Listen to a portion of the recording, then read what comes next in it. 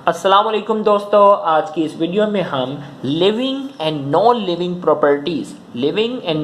Properties of virus को हम बाकायदा डिस्कस करने जा रहे हैं। तो इस लेक्चर को शुरू करने से पहले एज यूजुअल आपको बताते चलें कि ये लेक्चर डॉक्टर लियसगढ़ की तरफ से डिलीवर किया जा रहा है और ये हमारे YouTube channel Sindh board teaching पर अपलोड किया गया है। अगर आपने अब तक हमारे इस चैनल को सब्सक्राइब नहीं किया तो काइंडली आज ही आप हमारे इस चैनल को सब्सक्राइब करें और साथ ही साथ बेल आइकन को लाजमी क्लिक करें ताकि हमारी अपलोड करता तमाम वीडियोस की नोटिफिकेशन भी आपको रिसीव हो सके। तो आइए हम स्टार्ट करते हैं प्रॉपर्टीज ऑफ वायरस। याद रखिएगा, वायरस एक ऐसा ऑर्गेनिज्म है जिसके बारे में कहा जाता है कि ये जानदार है भी और जानदार नहीं भी है, ये लिविंग भी है और नॉन लिविंग भी। अब तक हम इसको डिसाइड नहीं कर सके कि वायरस जो है वो लिविंग है, या अब तक हम डिसाइड नहीं कर सके कि वायरस जो है वो नॉन लिविंग है। तो हमारे पास कुछ प्रॉपर्टीज जो वायरस की हैं वो ऐसी हैं जो फेवर में जाती हैं कि वायरस जो है वो लिविंग है, जबकि कुछ प्रॉपर्टीज वायरस की ऐसी हैं जो फेवर में जाती हैं कि वायरस जो है वो नॉन लिविंग है।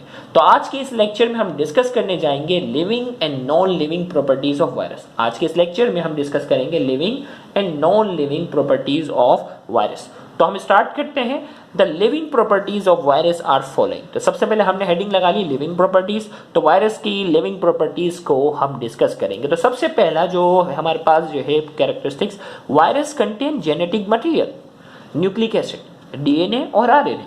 वायरस के पास जेनेटिक मटेरियल होता है, एक ऐसा मटेरियल होता है जो एक नस्ल से दूसरी नस्ल में मुंतकिल होने की क्या रखता है, सलाहियत रखता है। और ये जेनेटिक मटेरियल जो होता है वो सिर्फ और सिर्फ जानदारों के पास ही होता है। लिविंग ऑर्गेनिज्म के पास ही डीएनए होता है, लिविंग ऑर्गेनिज्म के पास ही आरएनए होता है। तो वायरस के पास जो पहली प्रॉपर्टी जो फेवर में जा रही है कि वायरस जो है वो लिविंग है, वो प्रॉपर्टी ये है कि virus contain genetic material. Virus के पास जेनेटिक मटेरियल है और वो जेनेटिक मटेरियल जो है वो न्यूक्लिक एसिड है, जो कि दूसरे जानदारों के पास भी है, जो कि डीएनए, डीऑक्सीराइबोन्यूक्लिक एसिड और राइबोन्यूक्लिक एसिड की शक्ल में पाया जाता है। दूसरा, virus can produce it's new generation by replication of genetic material. Virus अपनी न्यू जनरेशन को प्रोड्यूस करने की क्या रखता है, सलाहियत रखता है। कोई भी बेजान चीज अपनी नई नस्ल पैदा करने की सलाहियत नहीं रखते, जबकि वायरस के अंदर ये सलाहियत मौजूद है। वायरस जो है वो क्या करता है, अपनी नई नस्ल पैदा करने की सलाहियत रखता। तो ये दूसरी प्रॉपर्टी शो कर रही है कि वायरस जो है वो क्या है, लिविंग है। तीसरा, in virus mutation can take place. Mutation कहते हैं जेनेटिक मटेरियल में तब्दीली का होना। जेनेटिक मटेरियल के अंदर एबनॉर्मलिटी आना, ये कहलाता है म्यूटेशन, जो कि जानदारों में आता है, लिविंग ऑर्गेनिज्म में होता है। और लिविंग ऑर्गेनिज्म में इसी म्यूटेशन की वजह से एबनॉर्मल ऑर्गेनिज्म जो है वो पैदा होते हैं। तो यहाँ वायरस में देखा गया कि वायरस के अंदर म्यूटेशन होती है जैसे लिविंग ऑर्गेनिज्म के अंदर होती है। तो ये तीन प्रॉपर्टी हैं जो फेवर कर रही हैं कि वायरस जो है वो क्या है, लिविंग है।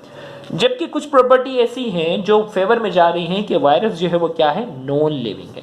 The non living properties of virus are following. Virus की जो नॉन लिविंग प्रॉपर्टीज है इसमें सबसे पहला है virus do not have protoplasm. भाई सेल थ्योरी का जो बेसिक पॉइंट ये था कि जितने भी जानदार है, जितने भी लिविंग ऑर्गेनिज्म है, उनके पास कम से कम एक सेल होना चाहिए।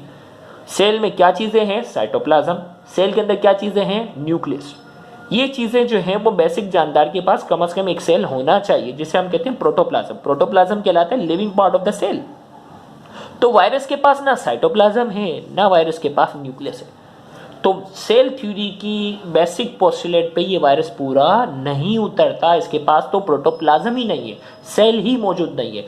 जबकि सेल थ्योरी की जो बेसिक पॉइंट है उसमें था कि तमाम जानदारों के पास कम से कम एक सेल होना जरूरी है। दूसरा, it is totally inactive outside the cell.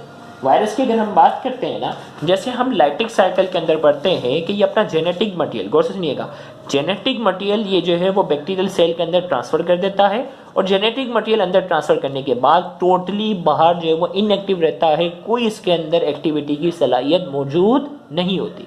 जबकि दूसरे जानदारों में ऐसा नहीं है कि वो अपना जेनेटिक मटेरियल ट्रांसफर करने के बाद खुद इनएक्टिव नहीं हो जाते, जबकि वायरस में ऐसा देखा गया है कि वो अपना जेनेटिक मटेरियल सेल के अंदर ट्रांसफर करने के बाद टोटली सेल के बाहर वो इनएक्टिव पड़ा हुआ होता है।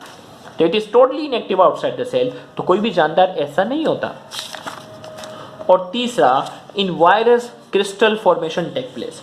और वायरस में क्या है, क्रिस्टल फॉर्मेशन होती है। अपना जेनेटिक मटेरियल ट्रांसफर करने के बाद खुद जो है वो गोस की शक्ल में, वर्ड जो बुक का इस्तेमाल वो मैं बता रहा हूँ, गोस की शक्ल में ये बाहर रह जाता है। तो यहाँ जाकर ये लेक्चर मुकम्मल हुआ।